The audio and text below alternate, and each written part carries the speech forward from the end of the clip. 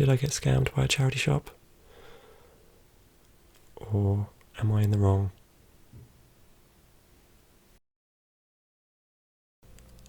Welcome back to another rambling video.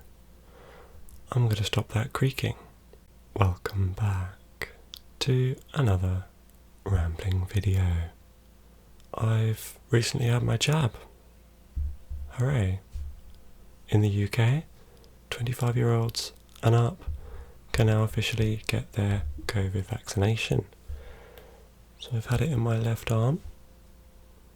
I don't think you'll really be able to see it. I can't get my arm close enough to the camera, but it's about there. I didn't get one in both arms. I'm just rolling this sleeve up so that I'm symmetrical. The experience couldn't have been better. I turned up. Someone was there to meet me before I entered the centre. I actually went to a pharmacy to go and get it done. And I was greeted in a lovely friendly manner. A nice bonus that I didn't expect. I didn't have to pay for that. The whole thing's free, but it's nice to get the bonuses. And entered the centre. Gave my details. Reference number, booking reference, that kind of thing. And then I was assigned to a seat for approximately 2 or 3 minutes. And then I was in. And that was me. So no queuing. It was just me turning up while someone else was in the room at the time. And then I was straight in. So I must have been in and out in a matter of 10 minutes. So yeah, the experience couldn't have been better.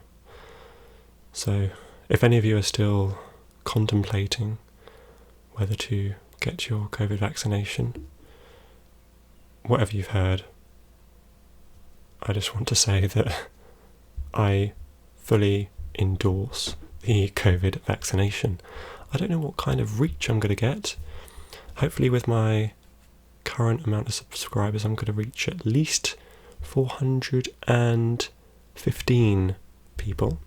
Yeah, I keep track of my subscribers. Currently, while I'm videoing this, I have 415 subscribers. So you can get an idea of when I recorded this, if my subscribers change between now and when I post this video. It might not. I'm not expecting it to. But I just wanted to say that. I was given a bit of a quiz while I was in there, but it was an easy quiz.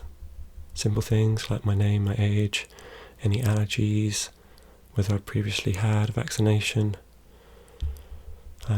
That's the kind of quiz that I specialise in, so I'm glad that it wasn't a different one.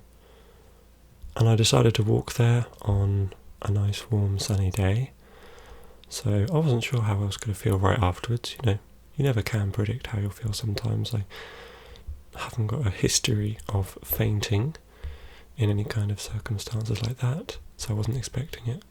And I walked home and got home safely. I didn't collapse along the side of the road and someone found me 2 days later or anything like that. During this video, I thought if I can actually remember to do so, I thought I might switch between softly spoken to whispering. Or I might try and get somewhere in between, like switching from whispery voice to very soft-spoken voice. This is like as close as I can get to being right in the middle of those two. So let me know what you think. Let me know if you like the variety. That's what I wanted to do. I wanted to provide some variety. I get that some people have said that they prefer my whispered voice, but I believe that may have been because in older videos, what seems like years ago now, but it was probably 4 months ago, I was doing role plays and teacher role plays, and I wasn't very quiet at all. I was completely new to it, and like I am when I'm teaching, I'm very passionate, and that leads me to being really loud and not very relaxing. So I don't know why my students keep coming back to me, really. So my story that I'm here to tell you about, that I need to get off my chest, is my recent experience at a charity shop. Now, for those of you that don't actually know or aren't too sure of what a charity shop is and what it does, I realise that there aren't charity shops all around the world. Some countries just don't seem to have them really. But a charity shop sells second-hand belongings, second-hand clothes, shoes count as clothes. I'm struggling here.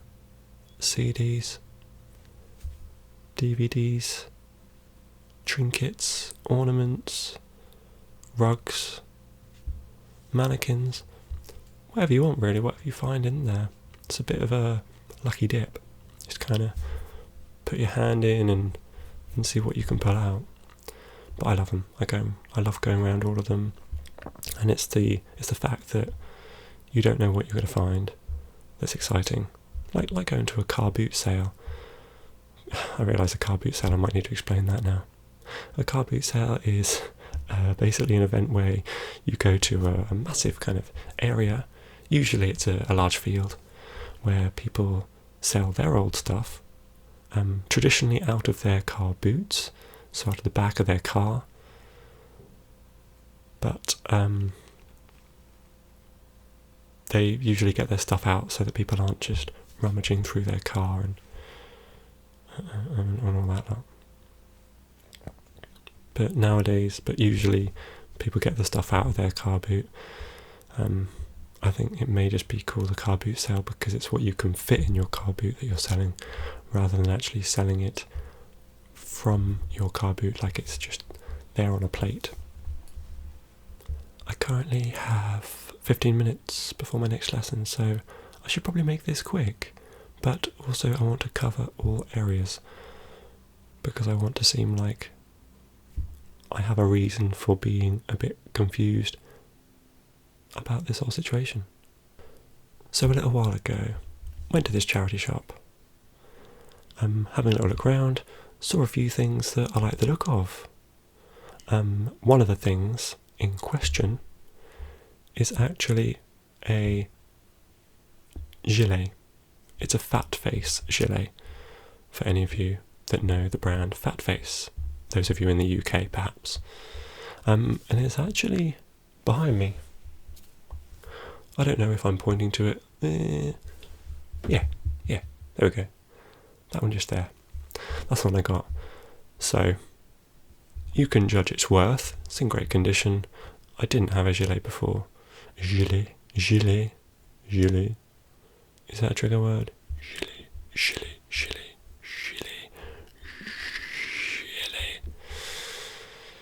Moving on.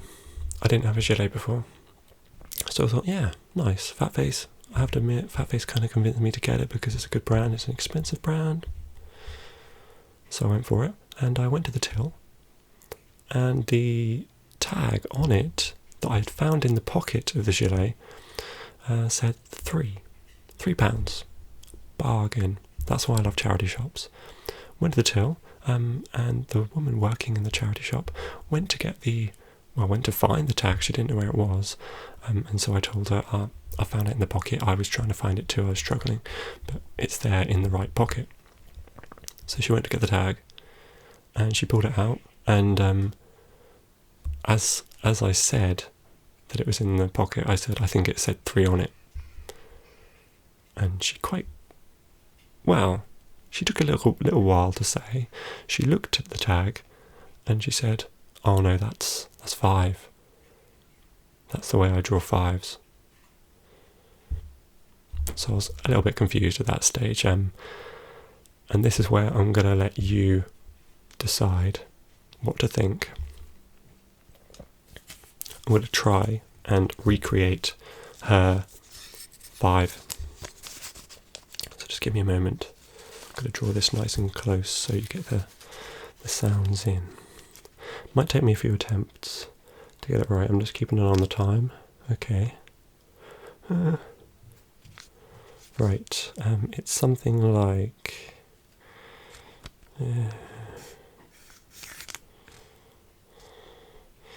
Maybe not. Maybe that. Maybe that one. No, it didn't have a straight bit.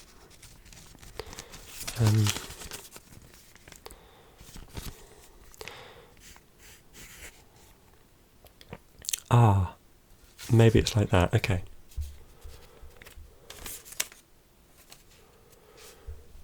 That one just there.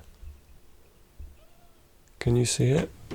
Let me see if I can focus it manually. There we are. Now what do you think? 3 or 5? Ignore the rest of my attempts. They're terrible. Don't let them sway your judgment. But what do you think that is? So her argument was that the way that she did it was that she kind of went back on itself. She would do the 5,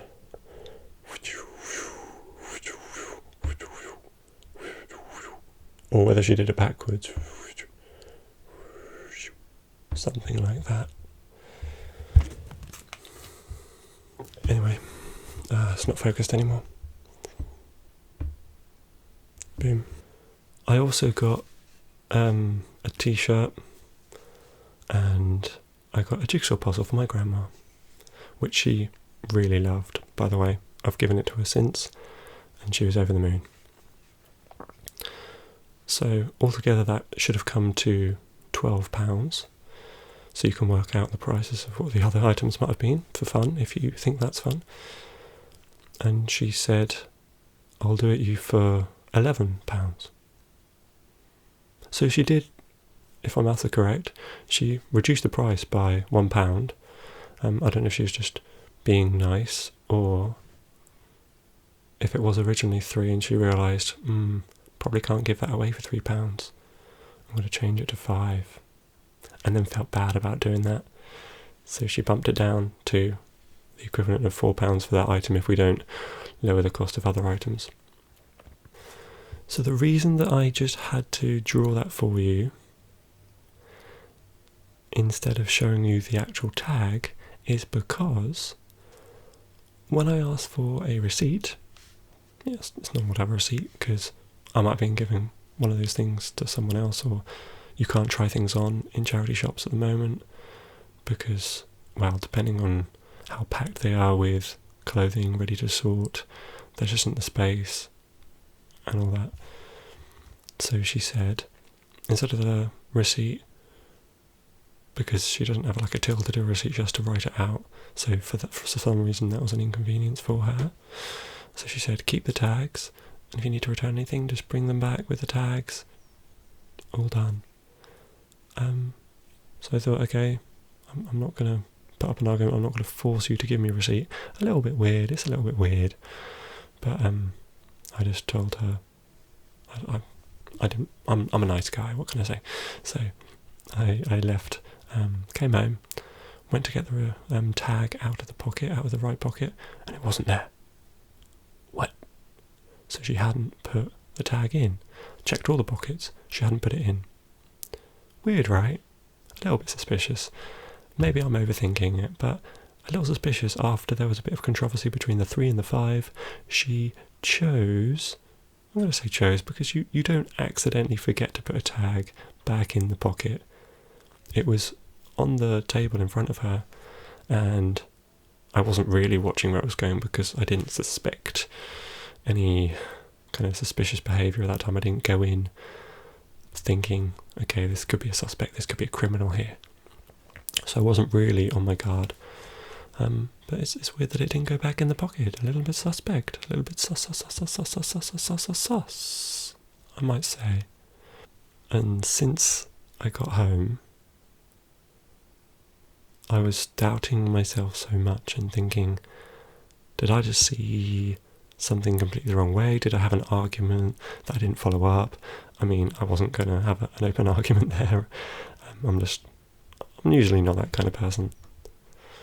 But it just made me doubt myself, and I hate doubting myself when there's a bit of controversy, and you feel like you're in the right, but you just kind of let the other person win, and it sometimes gets to you a lot more than it should do. So because the next day I was actually going to get my hair cut in the same town, I decided to drop by, and it's kind of shameful, but it was just to kind of kill my doubts a little bit and cure my uncertainty. I decided to take pictures of other tags with 3s and 5s so that you can see her style of drawing 3s and 5s, to let you decide, to help you decide whether you think on my tag it was a 3 or 5. So take a look at some of these.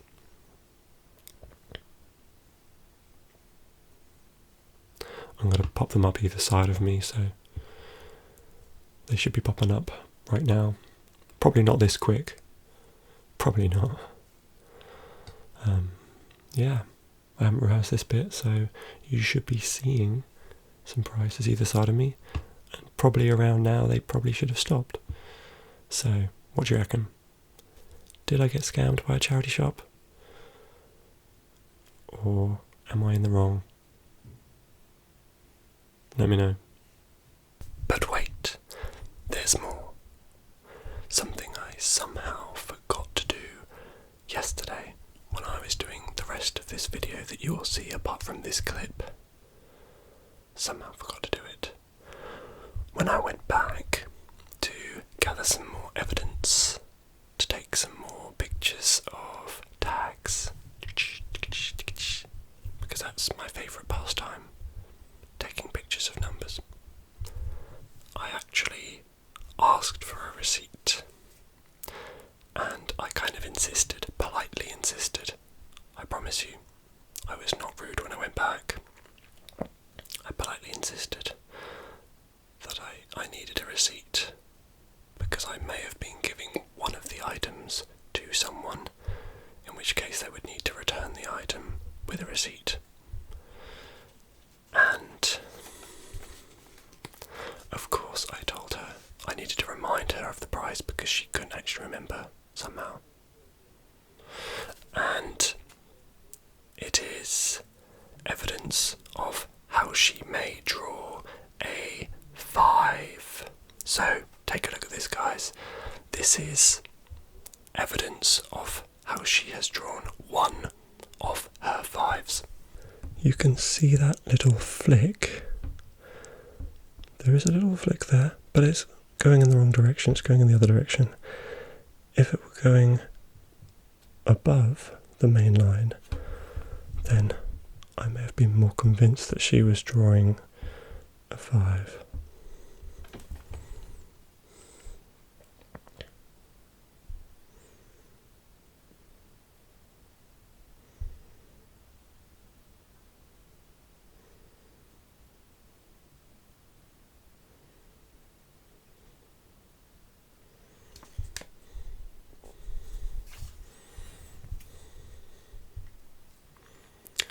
So, for all of you Sherlocks out there, that's another piece to the puzzle that may help you to make your decision. Yes, I realise that there is usually more than one person working in a store. I understand that. So, with the pictures that I've included before, I have just included the photos that looked like they could have been drawn by the same person. There were some numbers that were very obviously a 5. How, I don't want to be too mean, but how a standard 5 is drawn. I don't want to say how a normal person draws a 5, that would be unkind, but how a standard 5 is drawn is a fair comment to make. We're drawing it like that, straight line across. We're going down, there's a nice straight line there.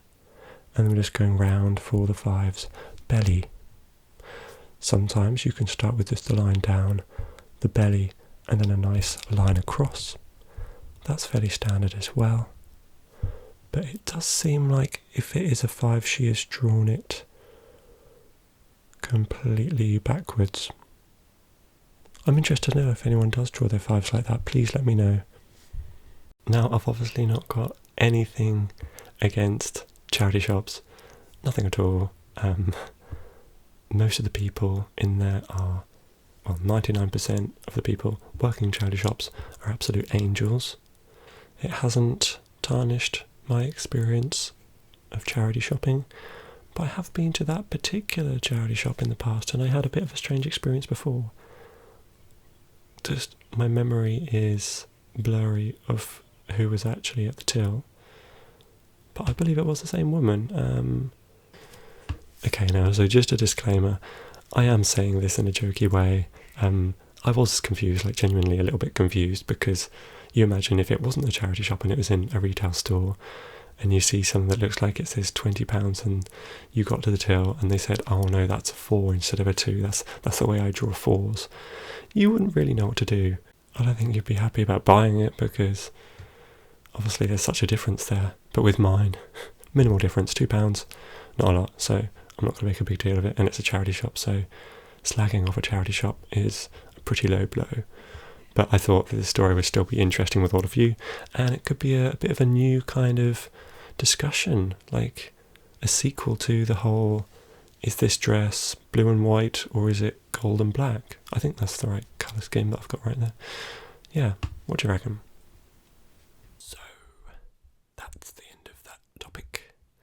I just thought that would be interesting to share with you, and because I'm always like desperately on the hunt for topics to include in my Ruben's Random Rambles series. It's become a series. I hadn't originally planned my series in advance, of course. I just see what people like and I go along with it. I just pick that up. I see what has the most views, see what has the most comments, obviously what kind of comments I'm getting, and I base my series or whatever on that. But it's just lovely to be able to talk to someone else, because usually I would just be rambling on to myself. I probably shouldn't have said that. I should not have said that. Another little thing that I thought you might find interesting is a little bit of an experience I had recently while teaching. I realised that I'm leaning forward quite a bit. At the moment I am leaning forward quite a bit, but that's because I'm conscious of whether my head is still in the frame. Because there's a limit to how high I can put the camera, and I don't want my head to be cut off if I was to lean up straight. Ow. Alright, anyway, the next topic. While I was teaching, obviously the problem with teaching online is that sometimes there are connection issues. We are well aware of that. That's one of the downsides to online teaching and online work, online calls, Zoom calls. I don't know anyone who I could go to who hasn't had some kind of technical issues online in the past. It just happens. It's not our fault, not all the time. If you pay your bill, it's not your fault. But this one lesson, I was teaching one of my younger students, around 9 years old, I'd say, around 9. And there were some technical issues to begin with. A little bit of lagging, a little bit of, it was like really intermittent. That's a nice word, isn't it? Intermittent, that's so nice. Let's just say the word intermittent for like 5 minutes, a solid 5 minutes right now. Let's go. Intermittent, intermittent, intermittent, intermittent, intermittent, intermittent, intermittent, intermittent, intermittent, intermittent, hey, intermittent, intermittent, intermittent, yo. Okay, I'll stop now.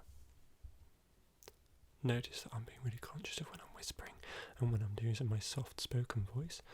Hopefully it's not confusing you too much, and I'm rambling quickly, and I'm rambling all over the place, everywhere, up and down, left and right. I'm sorry if it's difficult to follow. That's me, difficult to follow. It means I can't get any stalkers that easily. Alright, but going back to the topic, I don't want to ramble too much. I want to ramble but then come back to the topic. No tangents, if possible. Okay, that's impossible. I'll put a limit on my tangents. At least I'm only allowed to go off on a tangent around 10 times per rambling video. Am I allowed to do that? Is that fair? I think so. Back to the topic. 9-year-old, teaching online, technical issues, intermittent technical issues. So I was hearing him, it was going, I was hearing him, the sound was going, I was hearing, and then it just followed on like that. And it got to it seemed to be okay for a while, but there were still issues now and then.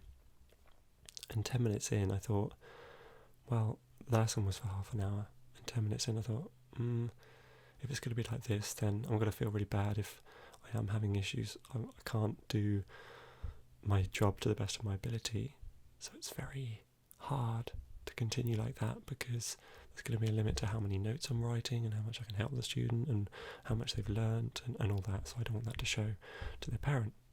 I don't want them to think less of me as a teacher.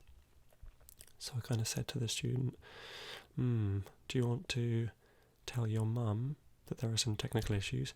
They're quite good with their English, so they knew what I meant when I was talking about this. I didn't just confuse them with all this jargon about lag and technical issues. No, they were fine, they understood all of that. And they said, yeah, maybe, yeah, we might have to cancel the lesson. But then I thought, no, actually, we're going to give it a chance. And the connection got better after I threatened to end the call. It was weird. It's like Skype heard me, and it just thought, okay, I'll behave now. I'll behave. Please don't leave me. I need as many people and as many users as I can get now that Zoom's around. So trying to lure me back into Skype so I didn't cheat on it with Zoom. So we continued for a bit longer, and it was going okay. And then for a millisecond, I thought that we had connection issues, because the student was sounding like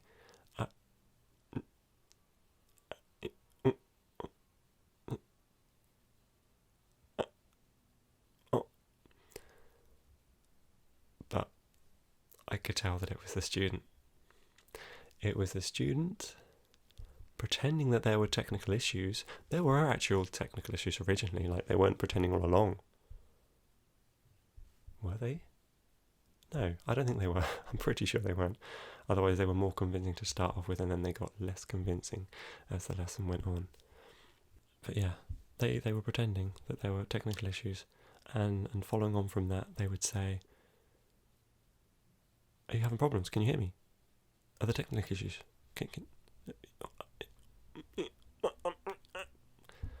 And they would say, oh, I think we need to cancel the lesson. Yeah, really bad technical issues. I think we should cancel the lesson, don't you?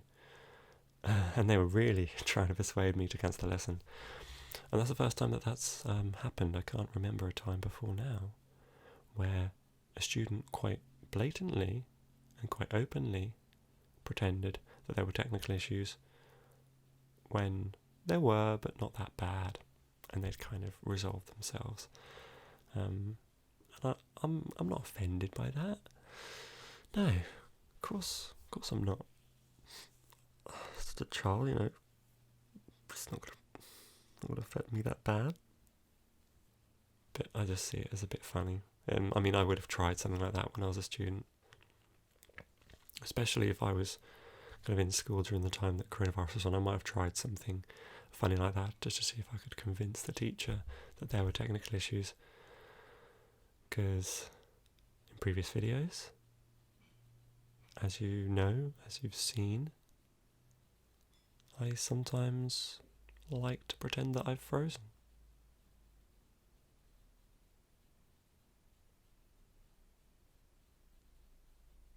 And I'm not very good at it, to be honest. I need to work on it. But it's just something fun to do, isn't it? Something to prank other people. It's harmless. It's not going to scar them for life. And it's a little bit awkward, and I like to play off awkward humour. That's me. Cringe Central Station. So I thought that was amusing. And I let him get away with it. I kind of played along. I humoured him. I kind of, to begin with, I went, yeah, there are connection issues. Real issues with the internet here. You're stuttering. It's weird. Yeah, so crazy, wild. But he kind of kept doing it for the following 5 minutes. like getting towards 10 minutes, and I needed to teach him something meaningful, not just going to a general conversation and then stopping for a few minutes to say, "Oh, can you hear me? Can you hear me?" Ooh, ooh, oh. So he pretended around the no, it wouldn't have been 15 minutes, because around the 18-minute mark into a 30-minute lesson, let's say. And I thought, I want to kind of show him. I don't want to be too mean. I'm not gonna tell him off like in a really serious way, because he's just being playful. He's not being spiteful. And so after he did it, I then went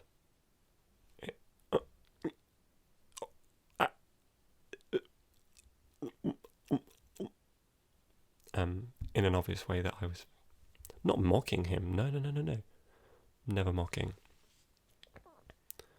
But just messing with him. And he got the idea that I'd figured out, I'd twigged that he was doing it on purpose. And he stopped, miraculously. As if by magic, he stopped pretending that we were having connection issues. And I kind of felt a bit bad, but I didn't do it in a mean way, like I said. I swear I didn't. Ask him. No, probably didn't ask him. No, just take my word for it. Yeah. So be aware, you English teachers out there, or anyone. You have to be careful with students and with anyone you're having a call with. And I know that there's more awareness of this, and more awareness of when there are real connection issues, and more awareness of when someone's webcam is broken or microphone is broken and things like that. Because through like Catfish, the TV show, if any of you know Catfish, that kind of came about after a documentary, they help other people that have been tricked by people catfishing online, creating a fake persona to try and lure other people into an online relationship. And then as soon as they ask to see them, instantly there are the excuses like, "Oh, my camera's broken," or "My webcam doesn't work," or "It's smashed," or "Yeah, the lighting's really bad here," random things like that. And they're terrible excuses, especially when you've met someone online and you've known them for months. Sometimes it's years. Sometimes people know each other for like 5 years, and they've never seen them. They've never actually seen them or never met up with them in a video call. Nothing like that. Maybe called them, because sometimes you can trick someone and you can start to believe that a voice matches a picture, but then I've seen them in a video call. Was that relevant?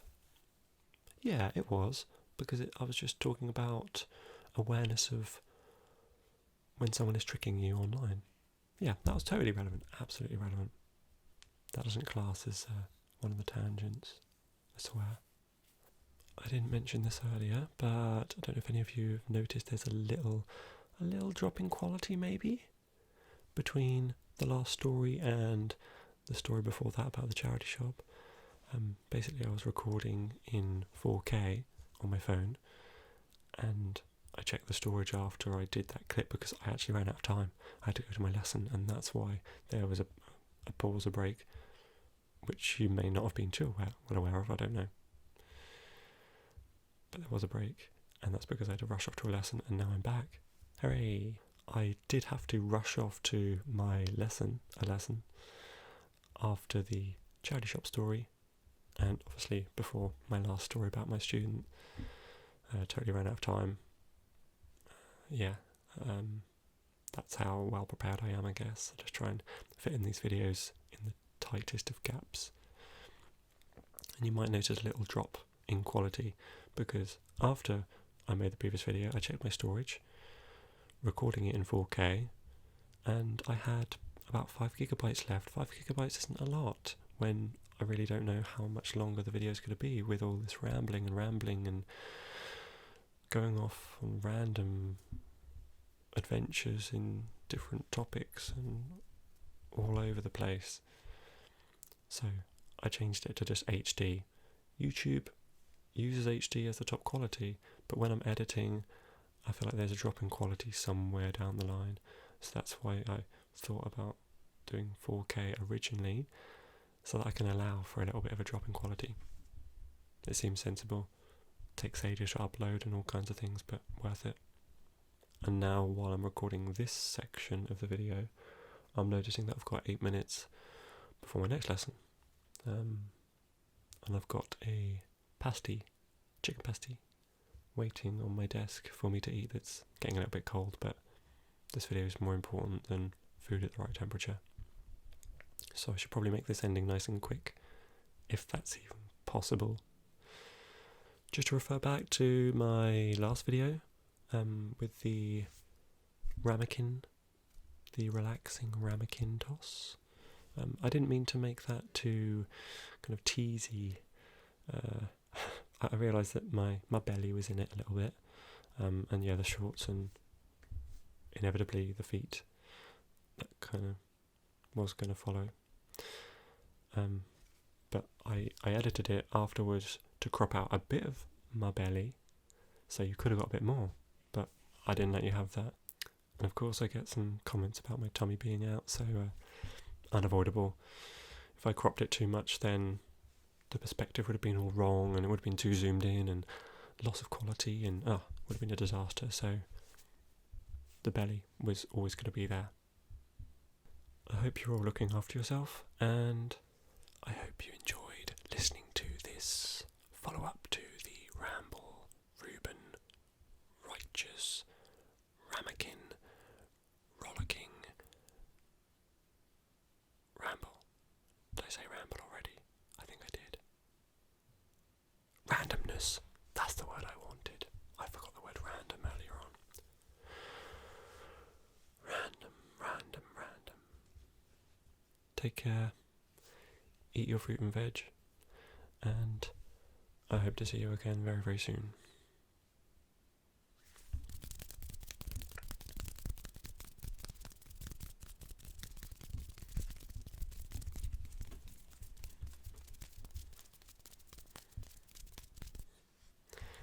See you later.